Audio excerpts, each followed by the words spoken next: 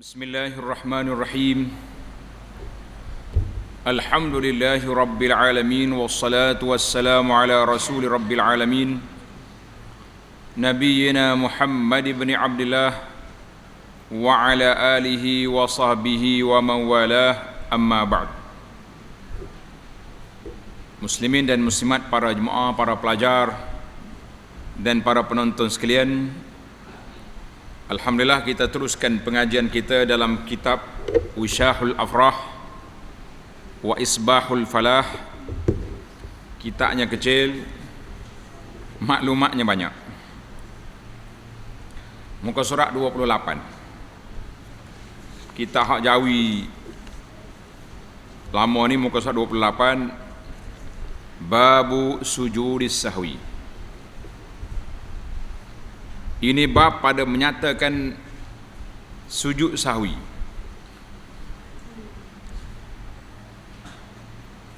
Apa makna sujud sahwi? Maknanya sujud kerana terlupa ataupun tersalah.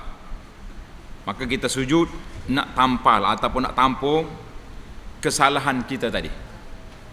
Kita tengok berapa jenis kesalahan yang boleh ditampal, yang boleh dijabarkan dengan sujud sahwi. Ada kesalahan tak boleh.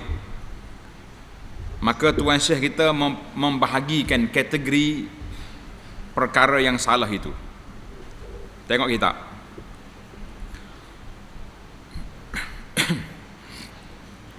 Bermula yang ditinggalkan daripada sembahyang itu salah satu daripada 3 perkara. Pertamanya rukun. Hak kita tinggal tu rukun. Yang keduanya sunat ab'ad, dan ketiganya sunnah hay'ah. Jadi kita belajar ni fiqh, pembahagian kita ni menurut fiqh mazhab Syafi'i. Hak mazhab lain mungkin dia tak ada ab'ad, hay'ah, tidak ada. Dia ada rukun, wajib, sunat. Maka rukun itu kita dah belajar dalam kitab kita ni. Rukun solat berapa ada? 13. Ada setengah kitab kata 17. Yang 17 tu dipisahkan tumakninah jadi satu rukun khas, ya. Jangan keliru dia tu. Kenapa 17, kenapa 13? Tak ada kenapa-kenapalah. Yang 13 rukuk dan tumakninah. Yang 17 rukuk satu dan tumakninah tu satu rukun.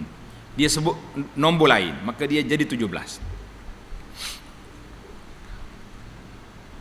Rukun itu tiada dapat diganti daripadanya dengan sujud sahwi. Bahkan jika teringat ia dalam sembahyang, wajib ia mendatangkan dia dengan bersegera dan sempurna sembahyangnya.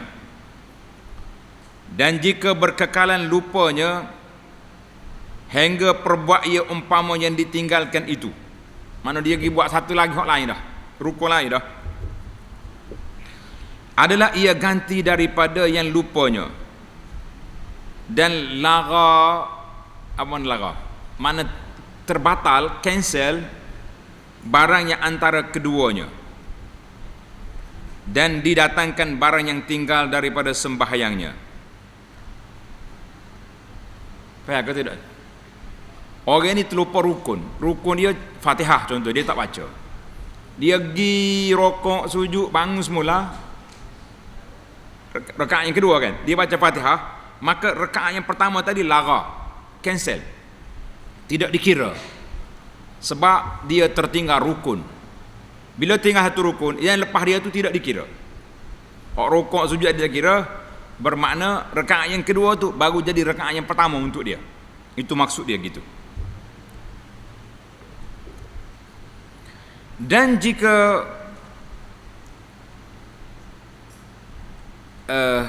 dan jika teringat ia kemudian daripada salamnya, tengok ini andaian yang kedua, tulis nombor, letak nombor masalah yang kedua. Jika ia teringat kemudian daripada salamnya, Assalamualaikum warahmatullahi, Assalamualaikum warahmatullahi, ada orang bisik, imam baca ke dak Fatihah tadi, saya tak dengar pun, contohlah kita kata, dia pun khayam mikir, betul sungguh ataupun rukun lain lah, apa-apa yang tertinggal. Dan hampir masanya pada uruf, tulis pada uruf tu mengikut pemerhatian biasa. Kita tengok dekat lagi lah masa. Lepas bagi salam, orang tegur selalu. Itu dia panggil pada uruf, pada suasananya dia tu masih dekat. Dan kata qil, ingat ni pelajar. Waktu anak belajar kecil-kecil, kata qil, bermula kata qil. Kita duduk ingat qil ni nama orang. Bukan nama orang tu qil tu. Dan kata qil makna dikatakan oleh sebahagian ulama. Manakala kata qil, bila-bila kamu jumpa dalam kitab Jawi ni, kata qil maknanya kata sebahagian ulama. Ingat istilahnya. Ingat sampai bila? Sampai mati. Itu istilah. Kata sebahagian ulama diiktibarkan qadar yang dinakalkan daripada Nabi sallallahu alaihi wasallam pada kisah Zil Yadaini. Seorang sahabat ni dikenal dengan nama Zul Yadaini. Zul Yadaini pernah satu hari Nabi kita sallallahu alaihi wasallam terlupa, Nabi bagi salam selepas 2 rakaat. Solat yang 4 rakaat. Sayyidina Abu Bakar ada. Umar ada, tak berani nak tegur. Zul Yadaini ni berani. Biasa orang kampung, ya Rasulullah. Rasulullah qasar ke Rasulullah lupa? Dia tanya soalan maknanya terus. Nabi kata, aku tak qasar dan aku tak lupa. Dia kata, Rasulullah 2 rakaat baru ni. Berapa rakaat? Baru 4 perkataan kan. Nabi pun tanya sahabat, sadaqah Zul Yadain, benar ke dia ni? Sahabat kata, ya. Maka Nabi masuk takbir semula, tambah 2 rakaat lagi. Jadi kata di qil, kata ulama ni lama masa tu sekadar pertanyaan Zul Yadaini dan juga jawapan Nabi sallallahu alaihi wasallam kepada dia. Sekitar 6 patah perkataan. Itu je, tulis itu. Maka wajib didatangkan dengan dia dan dibina atasnya barang yang tinggal daripada sembahyang. Maknanya kita pun, dia kata meninggal 1 rakaat, baik, kita pun tambah 1 rakaat lagi, selesai, dan sujud ia bagi sahwi. Sudah kita tambah 1 rakaat, kemudian kita pun sujud sahwi di akhir solat kita sebelum salam. Itu cara orang tinggal rukun. Mana orang tinggal rukun tak boleh dia abaikan begitu saja. Dia mesti datangkan rukun itu dan kemudian disujud sahwi. Satu case, tulis tanda. Masalah yang kedua, sunat ab'ad. Apa dia sunat ab'ad? Kita dah bincang dari itu kan. Apabila ditinggalkannya, sunat dijabarkan dengan sujud sahwi. Macam orang tinggal tasyahud awal, tertinggal qunut, contohnya subuh bagi mazhab Syafi'i, maka sunat dijabarkan, tulis pelajar, letak bagi atas. Sunat dijabarkan makna ditampal, ditampung dengan sujud sahwi. Mana kita ganti yang kita tinggal sunat ab'ad tadi, tak payah diulang balik, cukup dengan sujud sahwi 2 kali sujud. Dan yang ketiga, tulis masalah yang ketiga, dan sunat hay'ah. Apa makna sunat hay'ah? Sunat kelakuan solat, angkat tangan, baca zikir dalam rokok, dalam sujud, itu dipanggil sunat hay'ah. Maka tiada dituntut dijabarkan, ditampalkan dengan sujud sahwi jika ditinggalkan dia. Mana kalau kita tinggal ni tak payah nama sujud sahwi tu, aku terlupa nak angkat tangan tadi. La, tidak ada macam tu. Maka barang siapa meninggalkan salah satu daripada sunat ab'ad, telah terdahulu sebutnya itu, sama ada dengan lupa atau dengan sengaja dia tinggal, maka sunat dijabarkan. Apa makna dijabarkan? Ditampalkan, ditampung. Itu makna dijabarkan. Dijabarkan dia dengan sujud sahwi, dengan sujud sahwi. Mana kita ganti dia tu dengan sujud sahwi 2 kali sujud. letak noktah itu, full stop. Ini masalah lain pula. Atau ia mengerjakan barang yang membatalkan solat dengan sengaja. Tiada membatalkan dia dengan lupa. Kalau sengaja batal, tapi kalau lupa tak batal. Seperti dipanjangkan rukun yang pendek, iaitu i'tidal dan duduk antara dua sujud. Alhamdulillah dalam CD yang lepas ana dah hurai pendek tentang khilaf ulama dalam masalah menentukan rukun pendek, rukun panjang ni. Kalau nak tengok perbahasan sikit, tengok dalam syarah ana kepada kitab Sunnahmu Amalanku. Yang tiada dituntuti memanjangkan keduanya, dia pergi panjang lama duduk situ. Dan seperti berkata-kata yang sedikit, keluar perkataan sedikit, dia tersalah.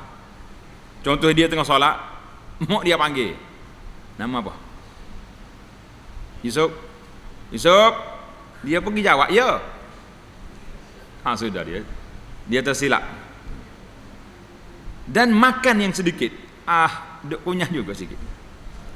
Dan melebihkan rakaatnya dengan lupa pada sekaliannya itu, sunat dijabarkan dia dengan sujud sahwi. Kalau terlupa lah. Atau ini masalah lain pula, buat stroke gitu, ini masalah lain. Jangan capu, kalau tidak penat kita ni tak ada koma, tak ada nuktah. Pandai-pandailah kau bawa diri. Atau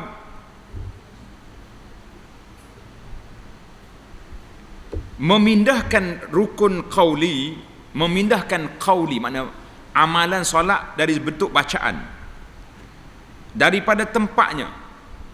Sama ada qauli itu rukun seperti ia pindahkan Fatihah ataupun tasyahud akhir kepada bukan tempatnya, pindah tempat. Atau qauli itu sunnah ab'ad seperti ia pindahkan tasyahud awal atau kunut subuh dengan diniatkannya kepada bukan tempatnya.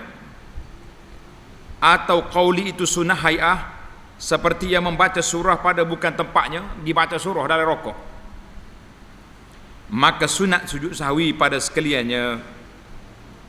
Sama ada ditinggalkan segala yang sebut itu dengan sengaja atau tersalah, sebab ia meninggalkan tahaffuz.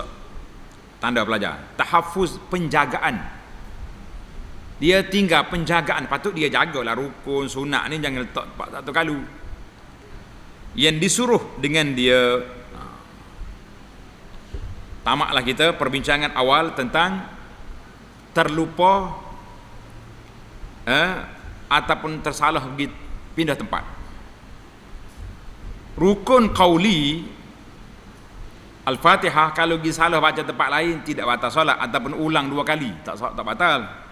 Dia beza dengan perbuatan rukun fi'li, itu batal. Pergi sujud rokok dua kali tak boleh.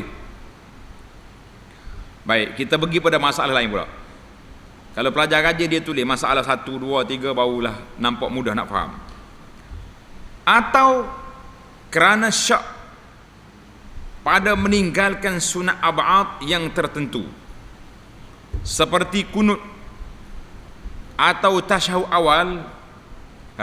Aku baca tasyahud dah lupa Atau seperti syak, adakah ia baca kunut ataupun tiada. Demikianlah tasyahud, maka sunat ia sujud sahwi sebab dia syak dalam perkara ab'ad. Tapi kalau syak dalam rukun, U-turn, kena undur balik, tambah rukun yang ditinggalkan itu. Tamat satu masalah, pindah masalah pula. Demikian lagi jika syak adakah ia tinggal itu kunut atau tasyahud awal pada orang yang sembahyang witir nisfun. Apa makna nisfun? Separuh yang kedua pada bulan Ramadan. Kan kita pengikut mazhab Syafi'i ini, kunut witir bermula malam berapa? Malam 16 Ramadan. Kalau mazhab lain diambil daripada awal Ramadan lagi kunut dah. Jadi orang ni tertinggal di sini. yang dihubungkan kerana ia qasad hendak mendatangkan dia dengan dua tasyahud, maka syak ia. Macam mana aku ni? Adakah yang ditinggalkan itu kunut atau tasyahud awal, maka sunat ia sujud sahwi. Stop. Demikian lagi, jika syak ia pada sembahyang yang diihtimalkan. Ihtimal tu mana ada kemungkinan. Itu mana ihtimal, kemungkinan tu ada lebihnya. Maka jika syak ia pada sembahyang 4 rakaat, adakah sudah ia sembahyang 3 rakaat atau 4 rakaat? Kita sembahyang isyak 3 atau 4 ni, hendaklah ditambahkan 1 rakaat lagi, kerana asalnya ketiadaan ia mengerjakan dia. 1 rakaat lagi jadi 4. Kalau sudah 4 dah jadi 5. Dan sunat sujud sahwi. Sunat sujud sahwi. Dan jika hilang syaknya dahulu daripada salamnya, adalah ia rakaat yang keempatnya sekalipun, kerana taraddud letak bagi. Pelajar ni wajib ada pensel, ada pensel di tangan. Pelajar tua, pelajar muda, pelajar hak rajin, pelajar hak malah bawa pensel lagi. Pelajar hak rajin nak kitab boleh tak bawa. Tu hebat lagi. Nah, tu hak terlebih rajin dia panggil. Apa makna taraddud? Taraddud ni dia tak boleh nak, orang panggil tak yakin. Ia pada lebihnya. Mana mu tadi tak yakin, dekat nak sudah betul dah 4. Habis dia. Dan jika lupa akan tasyahud awal atau kunut, padahal ia sudah memakai dengan fardu, seperti sudah sampai kepada tempat sah membaca Fatihah padanya, mana dia naik pergi tempat lain dah, rukun dah, pada masalah meninggalkan tasyahud, dan sudah ia sujud dengan dihantarkan segala anggotanya pada masalah kunut, mana dia pak bawah dah. Maka jika ia kembali kepada tasyahud atau kunut dengan sengaja, lagi mengetahui akan haramnya, batal salatnya. Contohnya si hamba Allah ni, dia sujud dah, pak bawah dah tu. Aku terlupa lah kunut. Kan? Dia pun naik mula, Allahu Akbar, naik, bikah naik. Batal solat dia. Sama juga contohnya pelajar ni, nama apa ni? Ahmad. Dia terlupa tasyahud awal, dia naik rakaat yang ketiga dah. Allahu Akbar. Aku lupa tasyahud. Dia turun, batal solat. Sebab dia sudah berpindah kepada rukun yang lain. Kan? Dan jika kembali dengan terlupa atau jahil akan haramnya, tiada batal sembahyangnya. Dia tak tahu. Ingat kau memang kena buat, terlupa dia naik. Maka tak batal solat dia, dan sunat sujud sahwi. Sunat dia sujud sahwi. Tanda masalah lain. Dan jika belum lagi memakai, maknanya belum lagi sampai kepada fardu yang lain. Memakai itu maknanya kita tidak berpindah kepada fardu yang lain, dengan maka sunat ia kembali dan sunat sujud sahwi. Jika sudah hampir ia kepada qiyam pada masalah tasyahud, atau sudah sampai ia kepada had rukuk pada masalah kunut. Maknanya orang ni naik, orang panggil nak terakak dah kepala tu. Allah, tak apa ni, tak baca tasyahud, dia duduk balik. Itu mana naik tinggi dah. Maka sujud sahwi. Tetapi tiada sunat sujud sahwi jika belum lagi sampai kepada yang tersebut. Mana kalau dia baru akak kepala sikit baru Allahu Akbar, dia pun tengok aku tak tasyahud lagi ni, dia pun pakai duduk. Tak apa tu. Kerana sedikit perbuatannya. Letak situ, stop. Maka beberapa surah tu mana gambaran yang telah kita sebut, yang tersebut itu jika dia seorang imam ataupun sembahyang seorang diri. Isu yang kita sebut tadi bagi imam ataupun solat munfarid seorang diri.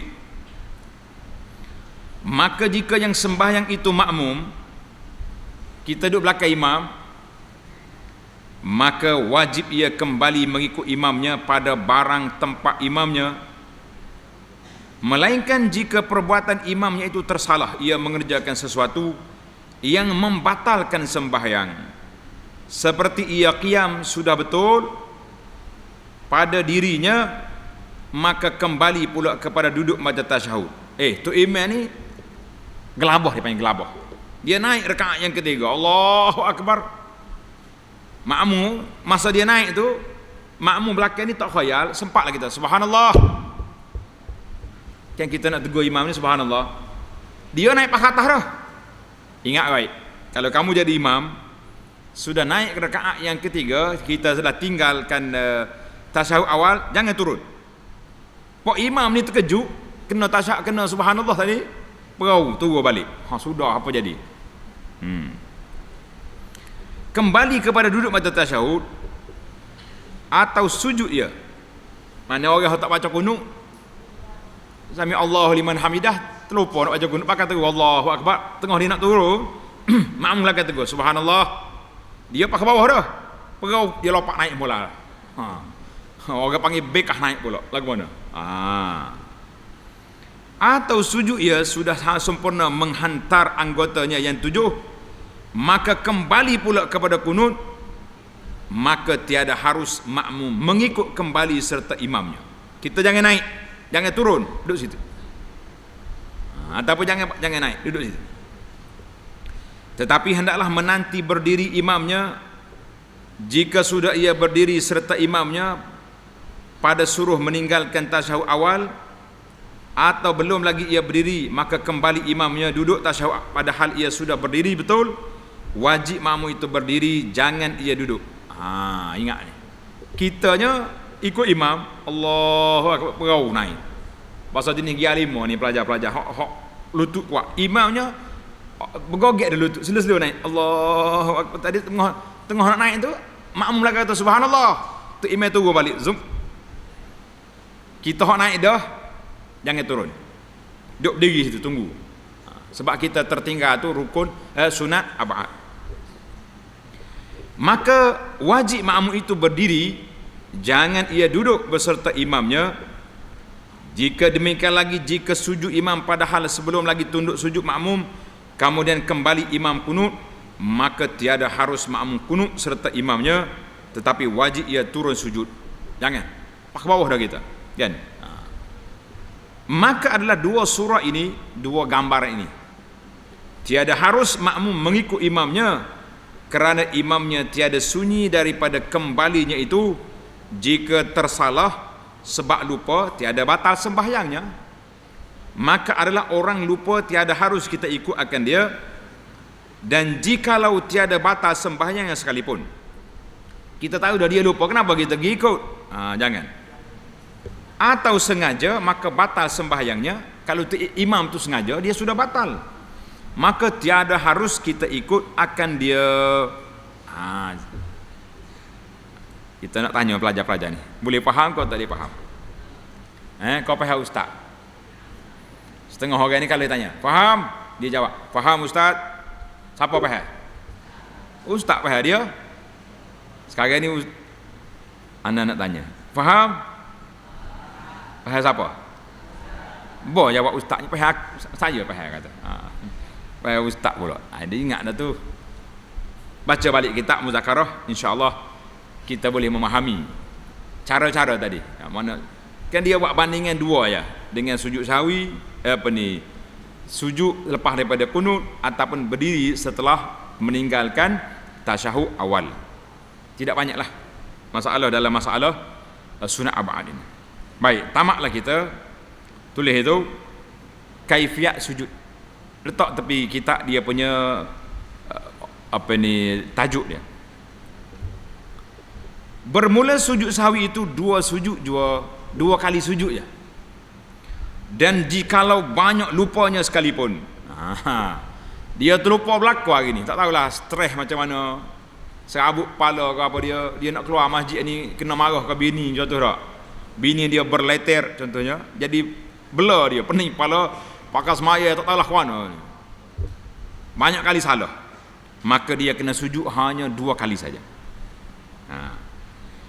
Dan wajib diniatkan sujud sahwi. Kita ni aku nak turun ni sujud sahwi kerana terlupa tadi. Dan tempatnya, letak garis saya di bawah, tempatnya dahulu daripada salam. Mudah ya. Mazhab Syafi'i, semua kesalahan sujud sahwi sebelum salam. Kita sujud 2 kali baru kita bagi salam, Assalamualaikum. Ada mazhab Hanafi kata semua lepas salam belaka. Ada mazhab lain khilaf. Alhamdulillah untuk para pelajar yang nak mengkaji masalah ini, tengok dalam syarah kepada kitab yang panjang, dalam kitab Mu'tamad ada, dalam kitab Fiqh Manhaji pun ada. Oleh kerana kitab ni kitab pendek, kita pun pendeklah syarahnya. Dan dibacanya subhana man la yanam wa la yashu. Banyakkah kitab kata macam ni belaka. Subhana man la yanam wa la yashu. Tulis makna dia. Maha suci Allah yang tidak tidur dan tidak lupa.